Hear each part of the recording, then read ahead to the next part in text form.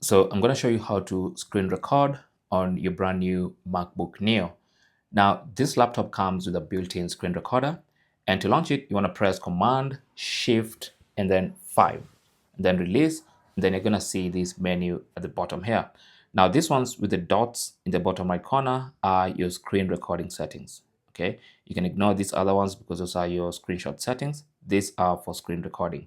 Now, you have three options. You can record the entire screen by selecting that option, or you can record a selected window. So once you select that, it's going to record the current window that you're on. Even if you minimize that window, it's going to just go ahead and record that specific window. Or you can record a selected portion of your screen. No matter what window you're on, it's going to record everything that comes into this area.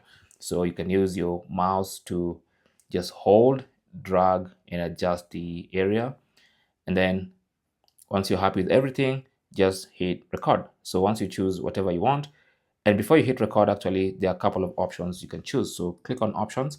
You can choose where your recordings you want them to be saved. They're going to be saved on the desktop by default. And then you can choose whether you want a timer. I'm going to choose 5-second timer. Let me choose something else. If you have an external microphone connected, you can choose it as the source of sound.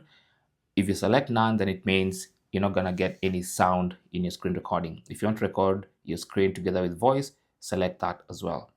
Once everything is ready, you're good to go. Just click on record. Now, since I had a 5-second timer, you can see it count down, and then it's going to start the screen recording. Now, it's currently recording everything.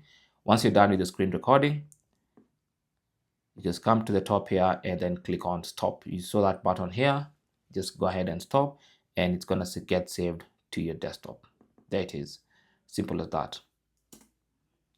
Thanks for watching. Don't forget to like and subscribe, and good luck.